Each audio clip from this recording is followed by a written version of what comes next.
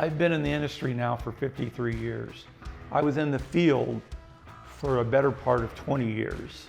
I cannot believe the people that walked up and said, "Where do you get that at?"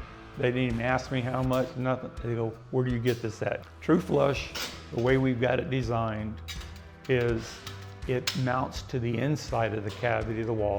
If you can see where you got a small space in there and how easy that backing went back in there because we have the adjustable clip for that section.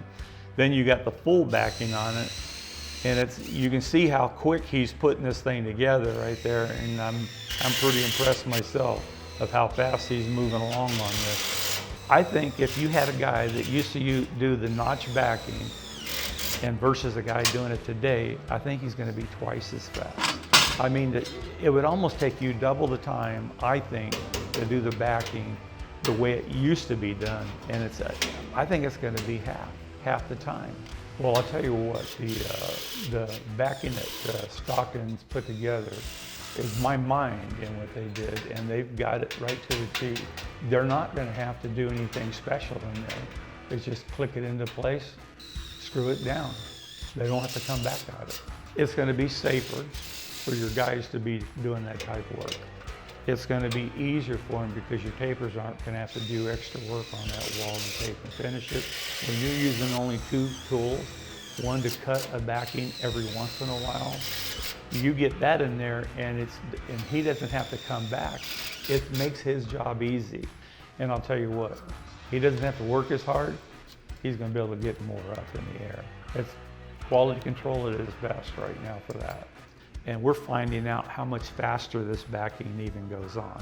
And it's clean when it's done. Using this backing, they're going to save a lot of time. Very easily it slid behind that door frame, but that's pretty good that one guy is able to get all the chalk lines on, clip the stuff in there, and screw it down himself. You're doing it with the TruFlush, your board goes behind the door frame and it's slick. The guy's not going to fight, it slides right in behind it. There is no buildup anymore. And that's major out there. Money is money, and back charges, it needs to get to the owner of that company. And I think once he sees this right here, he'll understand it. And I don't see any fractures on the outside corner, which is a big plus. So you're getting TruFlush system by using this here backing in these areas. I always say it's like a form of insanity. We keep doing the same thing over and over, but if we don't fix it, it's not going to change it. So he is struggling to get this board inside the frame. When we're putting notch backing on a wall, when we put the drywall over that backing in there, it had bulged the drywall a minimum of 1/4 of an inch, sometimes even greater. Well, if you have that backing on there and you don't float these walls the way I brought up earlier, all the way up to the top, you're going to be doing it when this painted wall's in there, because that corner guard is not going to fit tight to the wall. True. Where it's at, that's going to be rocking on the wall. And it'll be rocking almost 1/4 of an inch. When you're hanging the drywall around the door frames, around the backing, you're fracturing the board. Sometimes you don't even see that fracture until the wall's painted, and that's not good.